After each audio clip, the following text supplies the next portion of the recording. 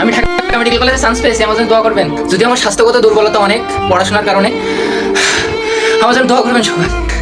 আমি ঢাকা মেডিকেল কলেজে চান্স পেয়েছি আপনাদের চুপড়িগ্রাম থেকে।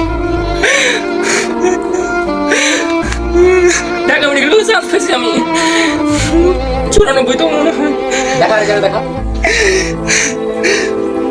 আমার মার্ক হয়েছে 282.25। পজিশন হয়েছে 94তম সারা বাংলাদেশে। পড়তে পড়তে মাথা চুলো নেই আমার।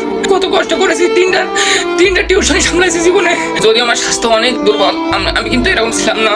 দেখতেছেন আমার শরীরের কি অবস্থা, গায়ে মাংস নেই একদম, সারাক্ষণ পড়ে শুধু। খাওয়া দাওয়া করিনি। আমার পজিশন 94তম।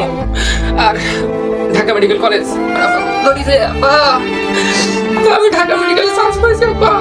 আব্বা আমি 94তম হয়েছি আব্বা। মা কই? ভালো করেছে দোস্ত, কাঁদছিস কেন? তোমার স্বপ্ন আব্বা পূরণ করতে পারিস আব্বা। আল্লাহর কাছে নামাজ পড়ো। সারা বাংলাদেশে 94তম হয়েছি আব্বা আমি। আব্বা তোমার ছোট ছেলে দেখো কি করেছে। আল্লাহ আমার মাথা পড়েছিল আব্বা।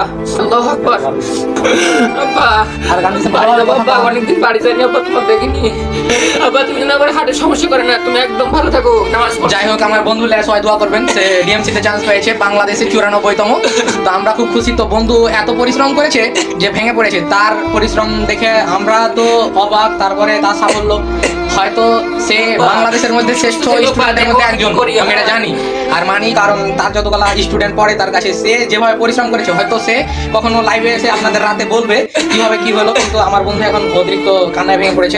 আমার দেখছেন, চিনতে পারবেন না আপনারা। স্বাস্থ্য আমার নেই আর এক মাংস নেই গায়ে। এটা আমার রুম, এটা আমার মেস, সেখানে আমি থাকি। এটা হলো তার, এখান থেকে তার ছাত্রদের পড়াই। সে কিন্তু প্রাইভেট পড়ায়। আর বেশ কিছু ছেলেপেলে এখানে প্রাইভেট পড়ে আমার বন্ধুর কাছে, প্রায় 30 থেকে 35 জন। আমি আশাবাদী যে তার কাছে যারা পড়াশোনা করেছে অবশ্যই তারাও কোনোদিন একদিন ডিএনসিতে চান্স পাবে। আর আমার এই বন্ধুর সাফল্যতে আমি প্রচুর খুশি। আর সে একবারই ভেঙে পড়েছে, এত পরিশ্রম করেছে যে আর কি বলবো। আপনারা দেখতেই পাচ্ছেন আমার বন্ধুকে। একটাই কথা বলবো যে এরকম মানুষ হয় না। আমি নিজের কাছে থেকে দেখা আমার বন্ধু, আমার বন্ধু। আর আমি একটা বেস্ট ছেলে বলতে হয়। আপনাদের যে গ্রামে আসি কিনা কেন, সর্বোচ্চ পরিমাণ আমি ইনশাআল্লাহ ভালো করেছি। মা আমি এইদিকে টিপলে তোকে দেখা যাবে, এইদিকে টিপলে। আমি মেডিকেল কলেজে চান্স পেয়েছি, ঢাকা মেডিকেল করেছিলে।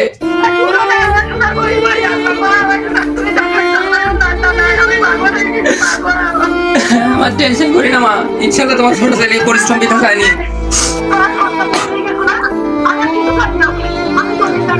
ভালো কথা বল না, আম্মাই না বলতে ভালো কথা। আন্টি কানতে মানা করেন, ও প্রচুর কানছে। মানে আপনি ইনশাআল্লাহ ভালো ডাক্তার হবে আন্টি, কিন্তু ভেঙে পড়েছে, মানে অনেকদিন পরিশ্রম করেছে। তো আন্টি একটু কাঁদতে মানা করেন, কাঁদছে প্রচুর। দোয়া করেন।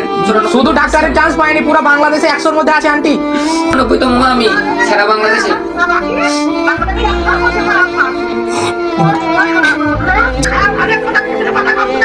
আচ্ছা আচ্ছা আচ্ছা যাও। হ্যাঁ দাদি আমি ভালো করিস। হ্যাঁ আসছি দাদি, দোয়া কর।